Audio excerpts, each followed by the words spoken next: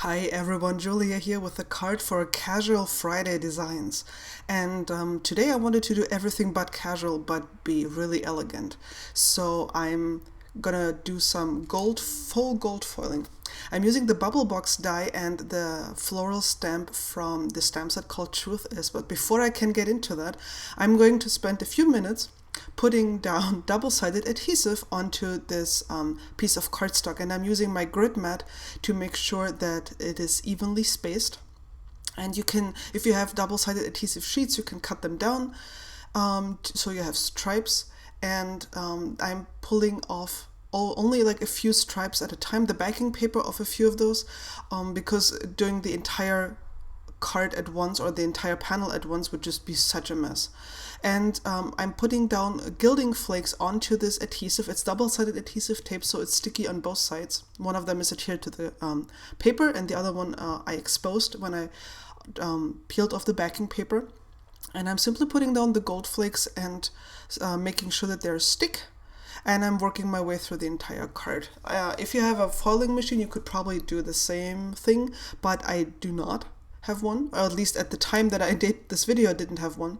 So I did this all with the Gilding Flakes.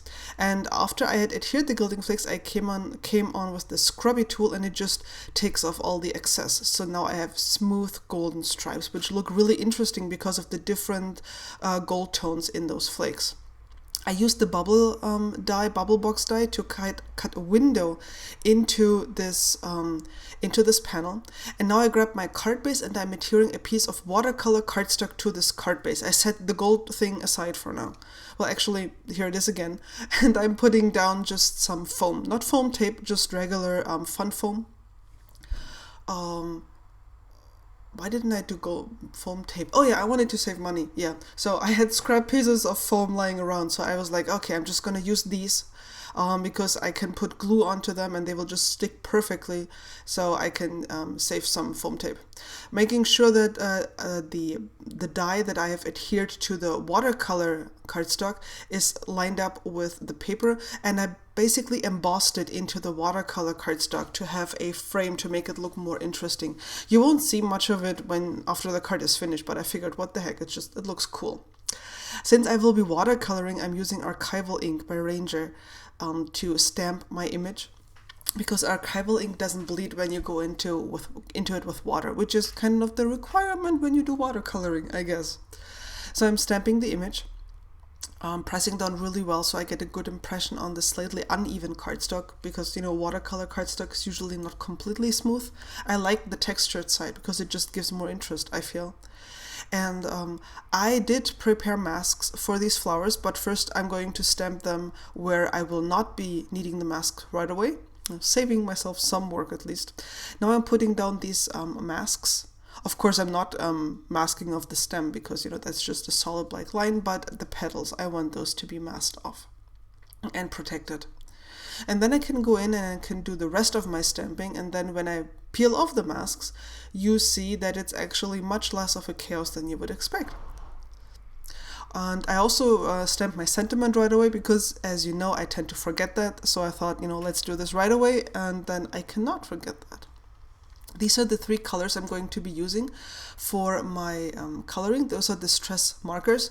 I know you haven't seen me use the stress markers in forever, right? Well, I figured since I have them, I might as well put them to use.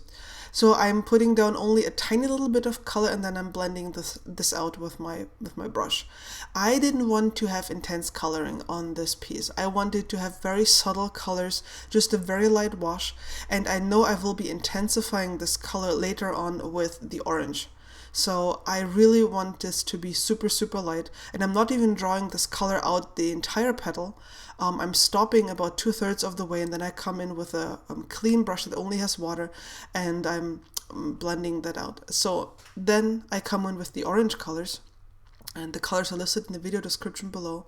And I'm just pulling this out a tiny little bit so it's smooth, and that is just to darken up the very bottom to give it some shading, but I didn't want this to be, as I said, I don't want any intense color, like super intense colors. I don't want this to pop with color, because I want this to be very elegant and well, not casual actually. Then I grabbed my blue distress marker, this is Broken China, and I'm just tracing around the petals here, and then immediately going in with a very wet brush and pulling out the color. For the petals, I used only a damp brush because I didn't want the color to run uncontrollably.